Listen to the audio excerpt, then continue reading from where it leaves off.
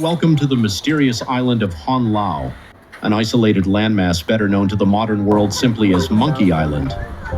Currently home to a thriving population of more than 1,200 wild macaques, this unique island operates as a living, breathing, and completely unpredictable social experiment. On Hon Lao, these primates don't just merely survive on the fringes of nature, they have completely conquered the landscape. Over the decades, they have established incredibly complex political factions, fierce and unforgiving military-style hierarchies, and a highly calculated, deeply strategic relationship with the human tourists who cross the water to visit them every day.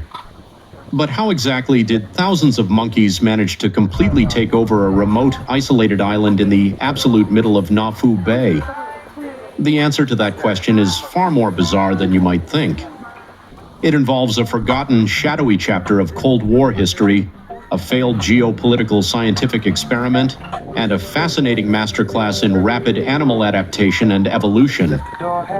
Grab your heavy gear, securely guard your pockets, lock down your bags, and let's dive deep into the real-life, untamed planet of the apes. To truly understand why this primate kingdom exists in the 21st century, we have to travel back in time through the archives to the height of the 1980s. During this tense geopolitical era, the Soviet Union and the Socialist Republic of Vietnam maintained exceptionally close scientific, economic, and military alliances. As part of their shared scientific endeavors, researchers from both nations were desperately seeking a tightly controlled, completely isolated environment to breed and raise animals for advanced medical research, specifically for the critical development and testing of new vaccines against dangerous tropical diseases. They explicitly needed a landmass that was entirely separated from the Vietnamese mainland to guarantee bio-isolation and prevent any potential spread of experimental pathogens, yet it still had to be geographically accessible enough for military and scientific vessels to easily transport daily provisions, laboratory equipment, and research personnel. The small, uninhabited island of Hon Lao fit these strict parameters perfectly. Consequently, a fully functional, state-of-the-art research facility was hastily constructed deep within the island's thick jungle interior. A carefully selected group of rhesus macaques and long-tailed macaques were imported and released into secure enclosures and tracking zones. For several years, Hon Lao existed as a strictly closed, highly classified military scientific zone, completely hidden from the public eye. But then the geopolitical landscape of the world completely shattered. With the sudden and chaotic collapse of the Soviet Union in the early 1990s, international funding for the research project evaporated literally overnight. Left with no financial backing and shifting national priorities, the scientists were forced to abruptly pack up their microscopes, abandon the concrete facilities, lock the doors, and flee back to the mainland. However, due to a mix of haste, a lack of resources, and immediate logistical impossibility, they left the test subjects behind. They did not take the monkeys with them. Suddenly, a few dozen highly intelligent, intensely adaptable, and deeply resourceful primates found themselves completely emancipated, left entirely alone in a lush tropical paradise with absolutely zero natural predators. There were no leopards to stalk them from the shadows, no giant pythons to raid their nests at night, and no human hunters to threaten their survival. What happens when you hand over an entire fertile island to one of the most intelligent groups of mammals on Earth? The answer is that evolution goes into absolute overdrive. Over the next 3 progressive decades, the macaque population exploded exponentially. The dense tropical jungle rapidly reclaimed the concrete laboratories, cracking open the walls and twisting vines around the old iron bars, while the monkeys systematically built a brand new, highly functional society directly out of the architectural ruins of human ambition. If you make the mistake of assuming that these 1,200 free-roaming monkeys live in a state of primitive, chaotic harmony, you are dead wrong. The primate society of Hon Lao is actually split into distinct, fiercely competitive, and highly organized troops, with each individual clan ruling over a strictly defined, aggressively defended territory of the island.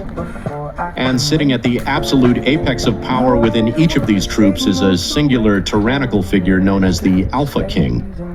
Attaining the rank of king on Monkey Island is a brutal process that has absolutely nothing to do with democracy or consensus. It is achieved through a ruthless combination of raw physical power, calculated political alliances, and relentless tactical intimidation. When you walk the trails of Han Lao, look closely at the monkey leading the pack. That is the alpha. He is almost always the largest, most muscular male in the group, and his body punches a map of deep, visible battle scars earned from surviving previous bloody coup attempts by younger rivals. But brute physical strength alone is never enough to keep him on the throne for long. To survive the constant threat of assassination and rebellion, the king must actively form complex political coalitions. He masterfully achieves this through the currency of social grooming. By dedicating hours to meticulously picking bugs and debris off the dominant females and the highly influential beta males, the king strategically secures his grassroots political base. If a younger, ambitious, and hot-headed male attempts to violently challenge the king's authority, these loyal political allies will immediately step in as a Praetorian guard to ruthlessly defend the crown. Royal privilege is a deeply entrenched reality in this jungle society. The Alpha King always eats the choicest foods first while the rest of the troop watches hungrily. He sleeps in the highest, safest branches of the trees away from ground threats. And he claims exclusive, undisputed mating rights with the top-ranking females of the clan. His direct offspring are essentially born into a royal lineage, automatically inheriting a significantly higher social status and better treatment within the troop from the moment they are born. But wearing the crown is an incredibly stressful, high-stakes job. The various troops are locked in a perpetual state of low-intensity warfare over resources and borders. The entire geography of the island is violently carved up between three major factions: the Beach Tribe, the Jungle Tribe, and the Garden Tribe. Among them, the Beach Tribe currently holds the most valuable, highly lucrative real estate on the island, simply because their territory encompasses the exact location where the island's most valuable economic resource lands: the human tourists. Every single morning, large wooden tour boats departing from the bustling ports of Nha Trang arrive at the island's primary concrete pier, unloading a massive, chaotic wave of human tourists, armed with plastic bags of bananas, roasted peanuts, and expensive smartphones. To the humans, this excursion is merely a fun, exotic day trip to see wildlife, but to the battle-hardened Beach Tribe of macaques, this is opening bell on market day. And make no mistake, these monkeys are not cute animals begging for scraps. They are expert, highly manipulative businessmen. Over decades of constant exposure, these primates have developed an extraordinarily acute, almost terrifying understanding of human psychology, body language, and weaknesses. They know exactly which tourists to target and how to maximize their loot. The last tourist boat departs back to the safety of Nha Trang.